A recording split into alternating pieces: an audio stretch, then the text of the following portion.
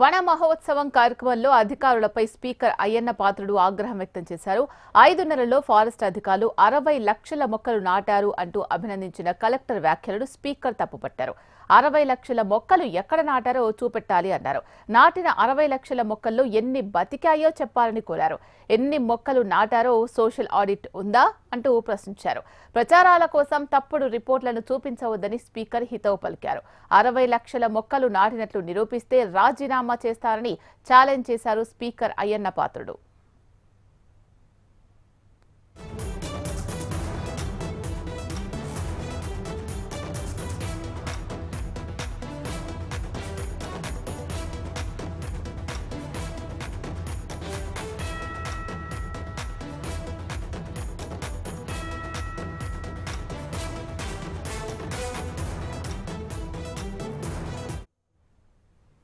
వన మహోత్సవం కార్యక్రమంలో అధికారులపై స్పీకర్ అయ్యన్న పాత్రుడు ఆగ్రహం వ్యక్తం చేశారు.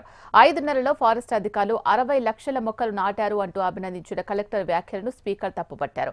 60 లక్షల మొక్కలు ఎక్కడ నాటారో చూపెట్టాలి అన్నారు. నాటిన 60 లక్షల మొక్కల్లో ఎన్ని బతికాయో చెప్పాలని కోరారు. ఎన్ని మొక్కలు నాటారో సోషల్ ఆడిట్ ఉందా అంటూ ప్రశ్నించారు. ప్రచారాల కోసం తప్పుడు రిపోర్టులను చూపించవద్దని స్పీకర్ హితవు పలికారు.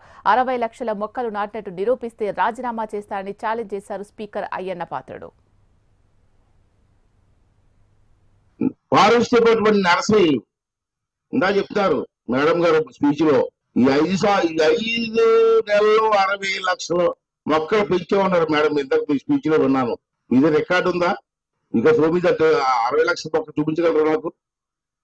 సోషల్ ఆడిట్ చేయించండి, సోషల్ ఆడిట్ చేయించండి. అప్పుడు తెలిసింది ఫారెస్ట్ డిపార్ట్మెంట్ పనితనం. అదే రికార్డు ఇచ్చేస్తే మనం చూస్తున్నాం, ఓకే ఓకే అని తప్పట్లు కొడుతున్నాం. ఎక్కడ ఉంది 60 లక్షల మొక్కలు? ఎక్కడ పెంచారు? 5 నెలలు ఎక్కడ పెంచారు మీరు? మీకున్న నర్సరీలు ఎన్ని? ఆ నర్సరీలో ఉన్న మొక్కలన్నీ అలా అడుగుతుంది. అలాగే తప్పుడు రికార్డులు వద్దు, మనకి తప్పుడు రికార్డులు వద్దండి. సోషల్ ఆడిట్ చేయండి. మీరు 60 లక్షల మొక్కలు ఉన్నాయనుకుంటే చెప్పండి, నేను మంత్రి పదవి రాజీనామా చేస్తాను. కుకట్పల్లి జోన్లో పలు చెరువులను బేబీ పాండ్స్ వద్ద నిమజ్జన ఏర్పాట్లను మేయర్ గద్వాల విజయలక్ష్మి పరిశీలించారు. నిమజ్జనం చేసిన విగ్రహాలను సంప్రదాయ పద్ధతిలో తొలగించే విధంగా చర్యలు తీసుకోవాలని తెలిపారు. అలాగే నిమజ్జన ప్రదేశాలలో ప్రాంతాలలో భక్తులకు కనీస సౌకర్యాలు వసతులు కల్పించాలని అధికారులను మేయర్ ఆదేశించారు.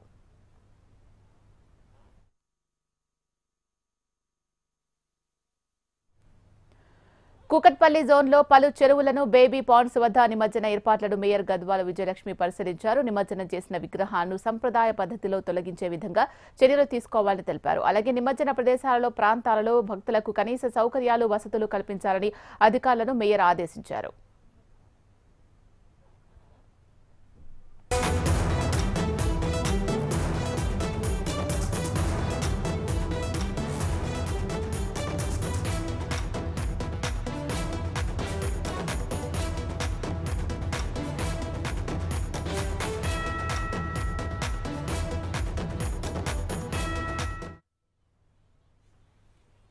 కృష్ణా జిల్లా గుడ్లవల్లేరు ఇంజనీరింగ్ కాలేజ్లో హిడెన్ కెమెరాలు కలకలం రేపుతున్నాయి. గర్ల్స్ హాస్టల్ వాష్రూమ్స్ లో హిడెన్ కెమెరాలు అమర్చి వీడియోలు చిత్రీకరిస్తున్నారని విద్యార్థులు ఆందోళనకు దిగారు. వీడియోలు చిత్రీకరించి అమ్ముతున్నాడని ఫైనల్ ఇయర్ విద్యార్థిపై దాడికి ప్రయత్నించారు. విద్యార్థుల ఆందోళనతో కాలేజీకి చేరుకున్న పోలీసులు పలువురిని అదుపులోకి తీసుకున్నారు. Final year student Vijay laptop, cell phone స్వాధీనం చేసుకుని ప్రశ్నిస్తున్నారు. వారం క్రితమే హిడెన్ కెమెరా ఘటన వెలుగులోకి వచ్చినా విషయం బయటకు పొక్కకుండా కాలేజీ యాజమాన్యం జాగ్రత్త తీసుకుందని విద్యార్థులు ఆరోపిస్తున్నారు. విద్యార్థుల ఆందోళనలతో తెల్లవారుజామున 3 గంటల వరకు కాలేజీలో హై డ్రామా కొనసాగింది. ఘటనకు సంబంధించి వివరాలు వెల్లడించేందుకు పోలీసులు నిరాకరిస్తున్నారు.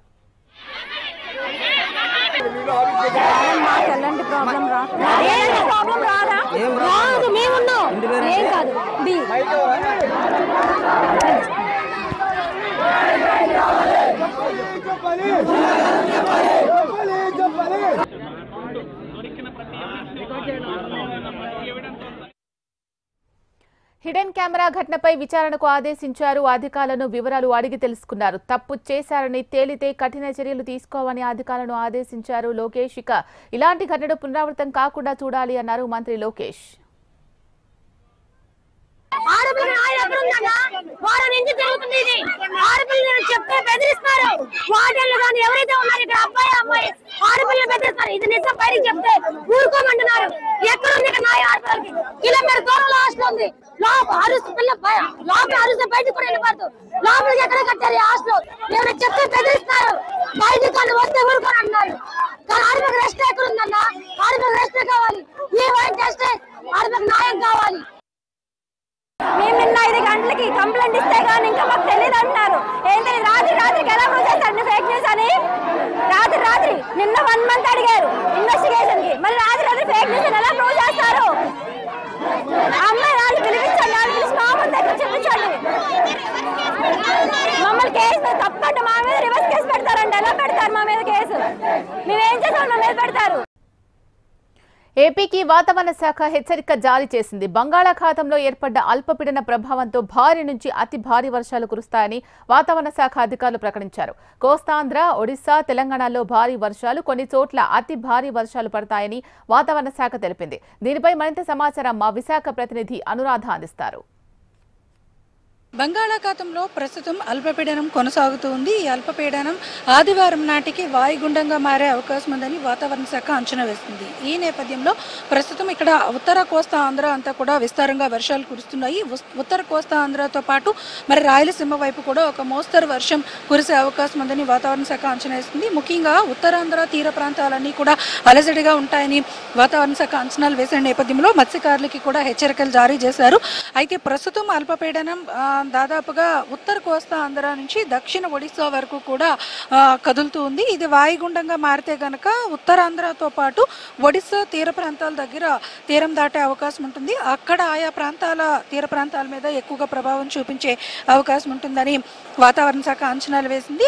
దాంతోపాటు ఇటు రాయలసీమ ప్రాంతం వైపు కూడా కొంచెం మోడరేటెడ్ రెయిన్ఫాల్ ఉండే అవకాశం ఉందని కూడా ఇప్పటికే ఒక ప్రకటన చేసింది ఐఎండీ. ఈ నేపథ్యంలో మొత్తం ఏపీ అంతా కూడా మరొక 4 రోజుల పాటు వర్షాలు కురిసే అవకాశం ఉంది. ముఖ్యంగా ఉత్తరాంధ్ర మీద అల్పపీడనం ప్రభావం ఉన్న నేపథ్యంలో ఉత్తర కోస్తా జిల్లాలన్నింటిలోని కూడా భారీ నుంచి అతి భారీ వర్షాలు కురుస్తాయి. ఇందుకోసం ఇప్పటికే కలెక్టరేట్స్లో కంట్రోల్ రూమ్స్ కూడా ఏర్పాటు చేశారు. ముఖ్యంగా తీర ప్రాంతాలు అంటే ఇక్కడ విశాఖపట్నం నుంచి అటు శ్రీకాకుళం వరకు ఆ పైన ఉన్న తీర ప్రాంతాలన్నీ కూడా కొంత అలజడిగా ఉండే అవకాశం ఉంది. ముఖ్యంగా బంగాళాఖాతంలో అల్పపీడనం ఉత్తర కోస్తా ఆంధ్ర జిల్లాల నుంచి ఒడిశా, దక్షిణ ఒడిశా మీదుగా ప్రయాణం చేస్తున్న నేపథ్యంలో అది వాయుగుండంగా రేపటికి మారితే కనుక ఇటు ఉత్తరాంధ్ర జిల్లాలన్నింటిలోని అంటే శ్రీకాకుళం, విజయనగరం, విశాఖపట్నంతో పాటు అటు గోదావరి జిల్లాల వరకు కూడా అంటే ఉప్పాడ తీర ప్రాంతం వరకు కూడా కొంత భారీ వర్షాలు కురుస్తాయి. దీంతో తీర ప్రాంతం అంతా కూడా కొంత అలజడిగానే ఉంటుంది. అలల ఉధృతి కొనసాగుతూ ఉంటుంది. అలాగే తీరం వెంబడి గంటకి 45 నుంచి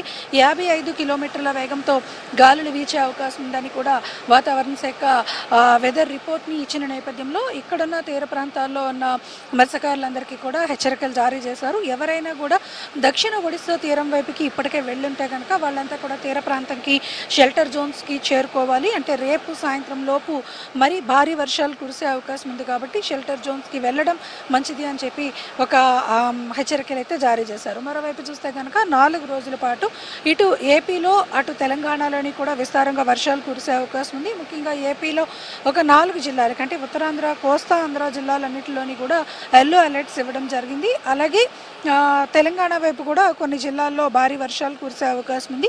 ముఖ్యంగా ఈరోజు రేపు అంటే రేపు సాయంత్రం వరకు కూడా ఈ ఏదైతే బంగాళాఖాతంలో ప్రస్తుతం కొనసాగుతున్న అల్పపీడనం ఉందో అల్పపీడనం బలపడి వాయుగుండంగా మారితే కనుక ఉత్తరాంధ్ర మీద ఎక్కువగా ప్రభావం చూపించే అవకాశం ఉందని వాతావరణ శాఖ ప్రస్తుతానికి చెప్తోంది. ఇది latest weather report. Video journalist నిఖిల్తో అనురాధ, HMTV, విశాఖపట్నం.